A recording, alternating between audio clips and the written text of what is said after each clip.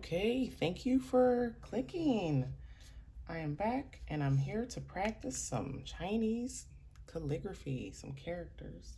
But I'm going to start with practicing with pen and paper. I have my fancy pen here. It's really not so fancy, but in time I'll get there. I'll get fancy, maybe. This is going to be a quick video. I know I say that frequently, and then I end up making a video that's over 15 minutes. But I really want this one to be short because baby girl is napping on the couch next to me, and it is already 5, I don't know, it's like 5, maybe 5:30 p.m. And I don't want to go to sleep at midnight, so I'm gonna have to wake her up soon.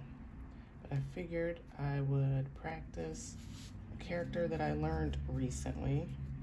First, I'm going to practice a character that I learned a long time ago, and that's the character for the USA.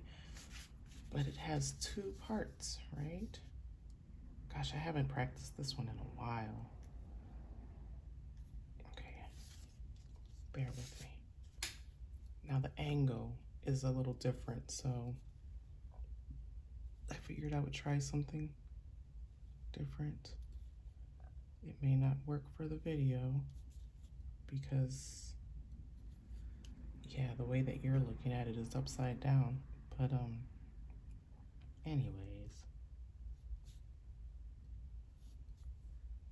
Okay, so I know this is the first part to the USA.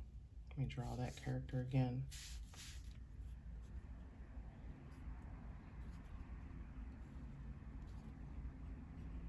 So the USA is the beautiful country. Okay, let me draw country.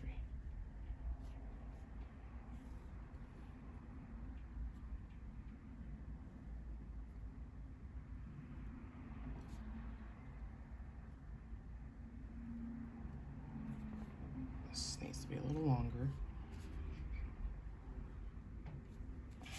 Okay, I'm going to draw country again.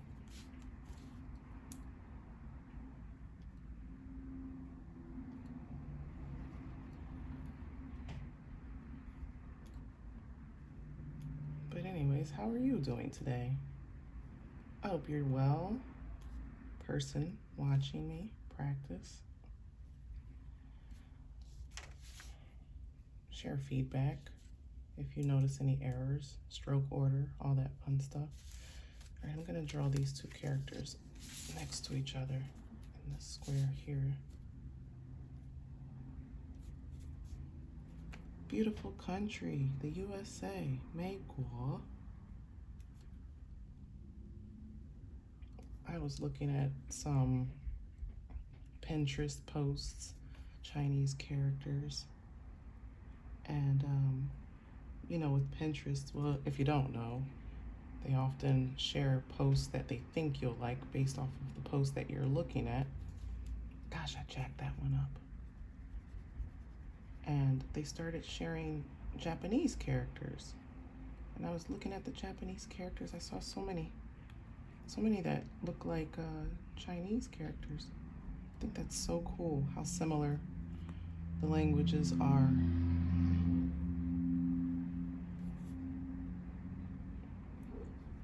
Not just the language, but the written structure, the characters. I think it was Japanese. Yeah, I think it was Japanese. And I was like, this is so cool.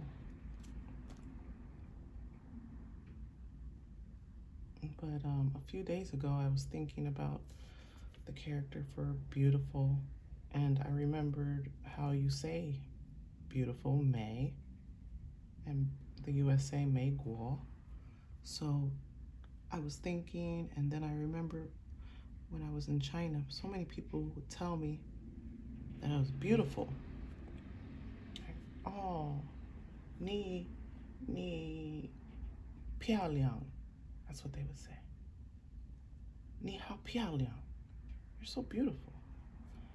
And then it had me thinking, if that's beautiful or pretty, then how do you write that character? So it led me to explore that character, Pialio, which I'm going to practice today. And yeah, that one is complicated. But you know what's also complicated? Beauty. Because while I was in China, I was called beautiful so much. So much. It never went to my head though, because they called most foreigners beautiful. Just for looking different out there. You know, you're beautiful. You're beautiful. I thought that was kind of cool. Like, oh, because I'm a foreigner, even though I'm black, you still are giving me a compliment. Thank you. 谢谢. Thank you.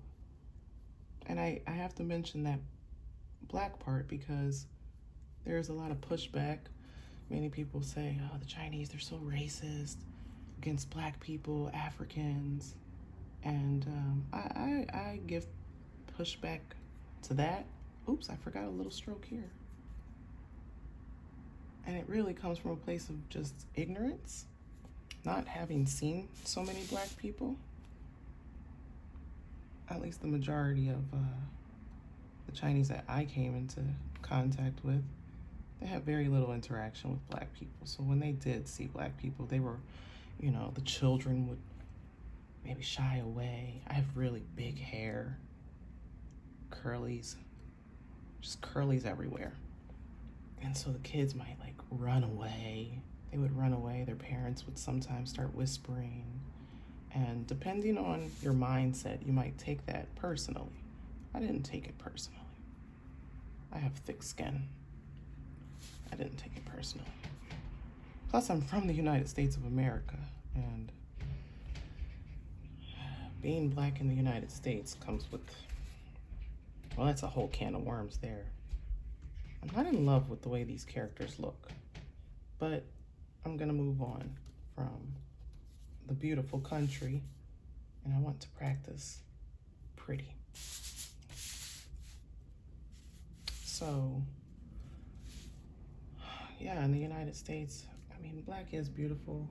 My culture, the black culture, we take pride in beauty. We definitely do, in our hair. I know you've seen women and how much time and energy is placed specifically on our hair. We take pride in it. Fingernails, all kinds of, you know, decorations. Some of them artificial. Hold on, let me focus on this character.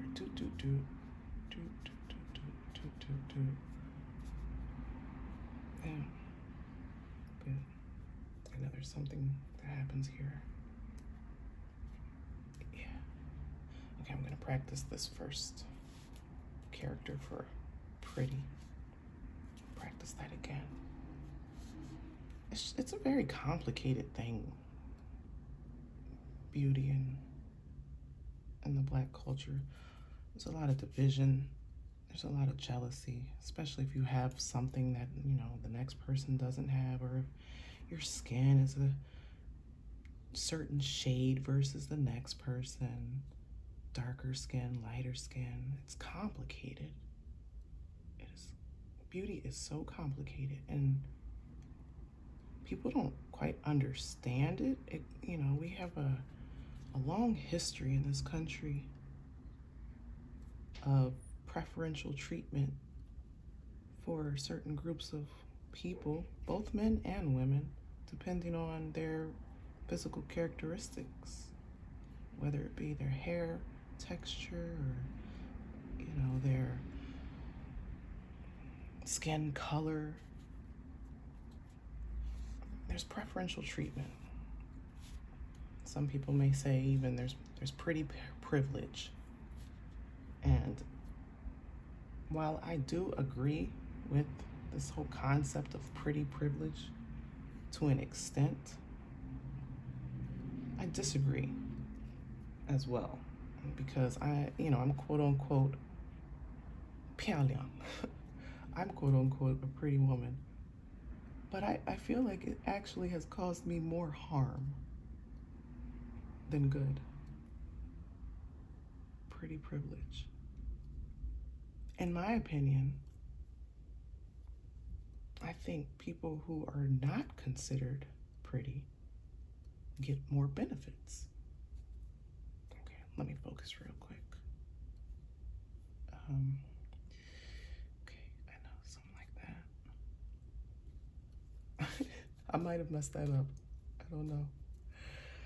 I think, yeah, I'm gonna practice this again. Don't get me wrong, obviously, people who are pretty do get certain handouts, but people who are not pretty get more.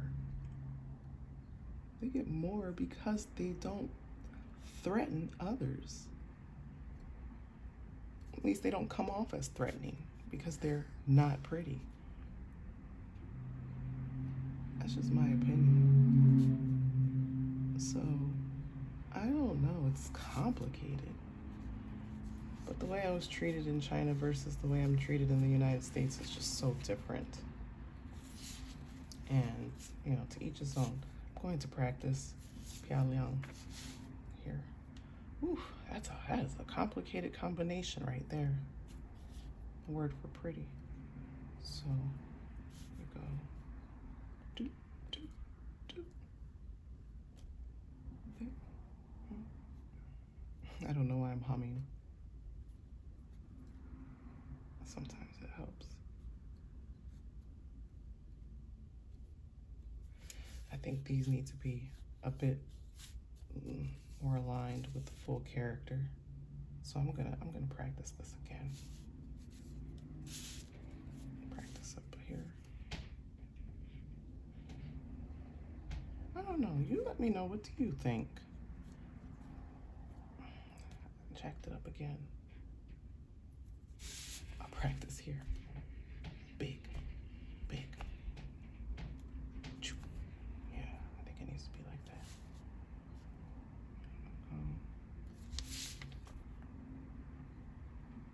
All right, I'm gonna make this big because I'm going to make it bold anyway. Because at this point, I'm used to practicing with the paintbrush. It makes these characters stand out more. Yeah, if you don't really know the culture, then it's hard for you to understand what I'm talking about as it relates to beauty standards. It's complicated. It's really complicated. It's a little heartbreaking too when other people, especially others from different cultures, have something to say about the way that Black people are in this country, or the Black culture. It's really a hairy subject. And there's so many, everyone is different, first of all. I feel like Black people, we get put into this box like we're all the same. But just like, people in other countries are different, so are we. There's different groups of people, there's different classes. Maybe that's the word, there's different classes of people. Doesn't mean that one particular person is better than the other, it just means they were a product of a different type of upbringing. That's all. But I heard this woman listening to some news article and or news report. You read a news article. I was listening to a news report, and there was this defector from North Korea, this woman. She sure was beautiful. Oh, she was cute. She was beautiful. She's an older woman now, but she was talking about her experiences in North Korea and her escape from slavery into China and making it into the United States and coming to the United States and going to school in the United States and just becoming familiar with the culture over here. And she had a lot to say that was really interesting as an immigrant. And one of the things she said was, I just don't understand how people are so ungrateful in the United States. You got all this freedom and you're ungrateful. And the angle of that news report was really geared towards Black people. Like Black people being ungrateful, Black people having some issues. I mean, she talked about other things like I guess she's got some controversial tweets or something. I don't know if this character is supposed to look like that exactly. I think it's supposed to be a little bit more of a small square inside, like that. Something like that, maybe.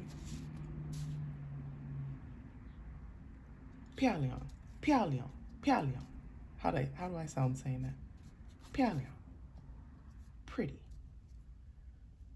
But anyways, yeah, she was just talking about how, like, she just doesn't understand it. She doesn't understand how people basically need to sit back and appreciate the freedoms of this country. Now, me, after living in China, I definitely do appreciate the freedoms of living in the USA. But I'm coming from a situation where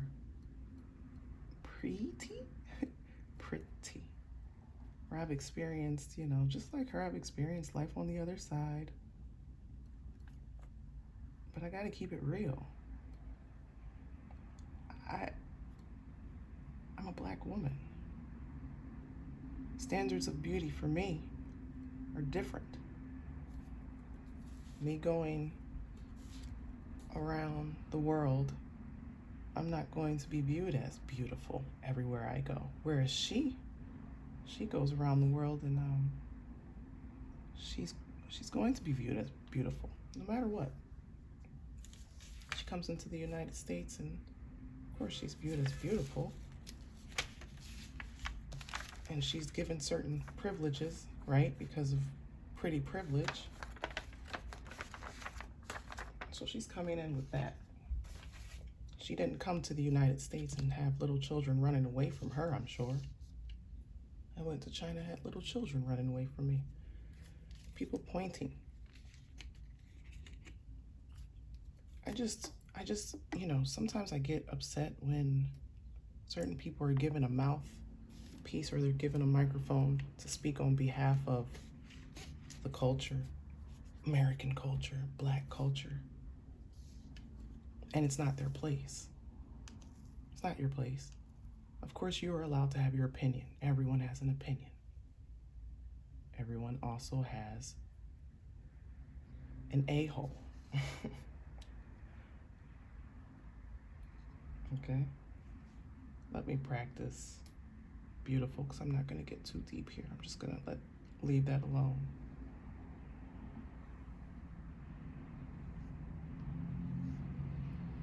Leave that alone.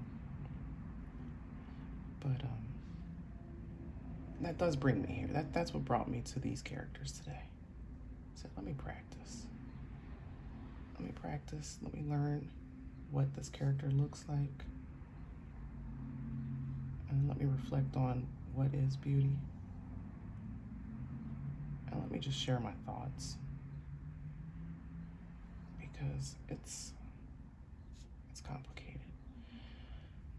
History in the United States is complicated. The socio-historical contexts, are things that need to be studied if you're going to talk about the privileges that you are experiencing versus what you see people over in the United States complaining about. I think people need to really think and put that into perspective before talking about, you know, how we in the United States need to be. It wasn't like I was in China talking about, wow, gosh, my life here is amazing. Why don't, people in the United States who are from China, why don't they appreciate life in China? Well, they're I can't say they're just Chinese, but they're from China, or their families are from China. They have a whole socio-historical context that I could never relate to, and I could never pretend like I understand. And it's not fair for me to do that to them. I don't know if this makes any sense, but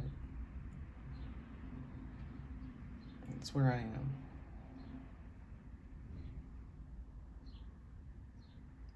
Let's make this box here.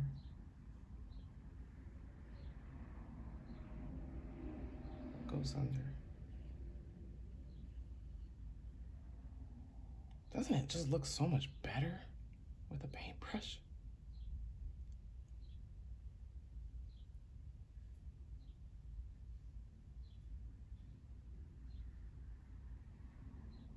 Anyways, thanks for watching. Wish you all the best in whatever it is that you're doing. Ultimately, what is beautiful is love, respect for your fellow human being. I got nothing but respect for even that defector. I got nothing but respect for her. I got nothing but respect for my people, even though we do have some technical difficulties sometimes. So, thanks for watching.